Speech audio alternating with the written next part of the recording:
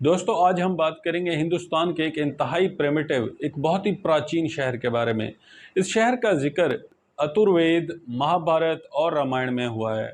एक ऐसा शहर जहां चौबीसों घंटे चिताएं जलती रहती हैं और चिता की आग कभी ठंडी नहीं होती। इस शहर में हिंदूज का एक ऐसा सेक्ट भी आबाद है जो इन अध जली हुई इंसानों की मुर्दा लाशों को खाते हैं, जिन्हें अघोरी कहा जाता है। इसके अलावा दोस्तों बुद्धिज्म के बानी महात्मा बुद्ध ने भी अपना पहला प्रचार, अपनी पहली प्रीचिंग इसी शहर में की। भगत कबीर और तुलसीदास की निस्बत भी इस शहर को हासिल है।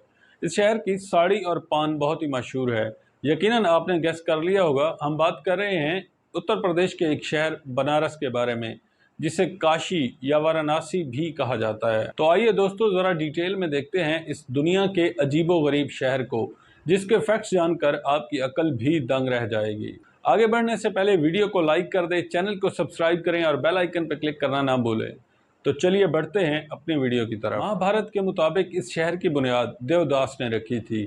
ये शहर हिंदुइज्म, बुद्धिज्म और जैनिज्म के लिए बहुत ही मुकद्दस माना जाता है। महात्मा बुद्ध जो सच और ज्ञान की तलाश में निकले थे, और जब उन्होंने इस सच की खोई लगा ली, इस ज्ञान को पा लिया, तो उन्होंने अपनी पहली प्रीचिंग सारनाथ के मकाम पर की। और ये सारनाथ इसी बनारस शहर का हिस्सा है।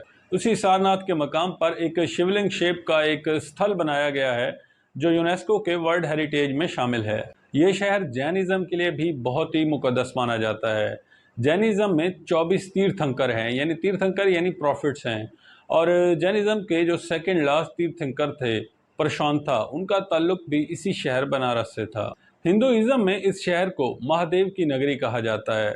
भगवान राम के फादर दशरथ की एक वाइफ समुद्रा भी इसी शहर काशी की एक राजकुमारी थी। हिंदुइज्म का एक बहुत ही मुकद्दस मंदिर काशी विश्वनाथ मंदिर भी इसी शहर बनारस में है, और इसे विश्वनाथ नगर, घाट नगर और मोक्ष नगर भी कहा जाता है।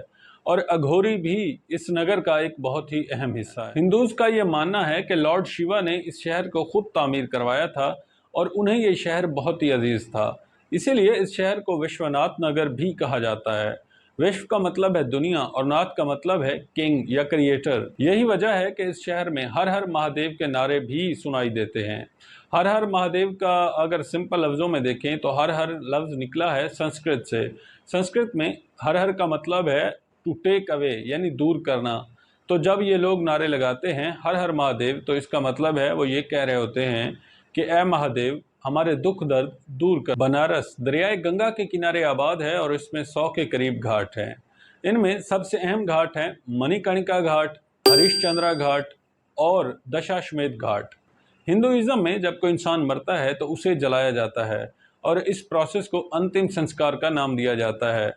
तो हिंदुज़ में ये बिलीफ है कि अगर किसी का अंतिम संस्कार इसी मणिकर्णिका घाट में या हरिश्चंद्रा घाट में हो तो उस शख्स को मुक्ति मिल जाती है और वो बार बार जन्म लेने से निजात मिल जाती है। अगर डाटा को देखें तो हर साल तकरीबन 28,000 डेड बॉडीज़ को पूरे इंडिया से यहाँ लाया जाता है और इनका अंतिम संस्कार किया जाता है। हिंदुइज्म में दोस्तों एक और बड़ा दिलचस्प बिलीफ है, और वो ये है कि अगर किसी इंसान की मौत इस शहर काशी में होती है तो उसे भी मोक्ष मिल जाता है, यानी बार बार जन्म लेने से निजात मिल जाती है। और इसी निस्बत से इस शहर को मोक्ष नगर भी कहा जाता है। और इसके अलावा अगर दशाश्वमेध घाट की बात करें तो काशी में जो फेमस आरती होती है यानी पूजा होती है वो इसी दशाश्वमेध घाट पर होती है। ये बिलीफ है कि लॉर्ड ब्रह्मा ने ये घाट भगवान शंकर के इस्तकबाल के लिए बनाया था। इसके अलावा दोस्तों एक और बहुत ही अहम घाट है, वो है ललिता घाट, जो कि काशी विश्वनाथ कॉरिडोर का हिस्सा है। ये कॉरिडोर 2019 में शुरू हुआ है, और अगर कोई गंगा में स्नान करता है तो स्नान करने के बाद वो डायरेक्टली इस कॉरिडोर में दाखिल हो सकता है। अब आते हैं अघोरीज पर। दोस्तों अघोरीज को भी मुक्ति का यानी निजात का बहुत ही अहम जरिया माना जाता है। ये बिलीफ है कि अगर किसी इंसान में कोई बदरूह या आत्मा घुस जाए तो ये अघोरीज अपने जंतर मंतर से उस हॉन्टेड इंसान को इस आत्मा से निजात देते हैं। ये अघोरीज ऑलमोस्ट नंगे रहते हैं और इनके गले में एक इंसानी खोपड़ियों का हार बना होता है।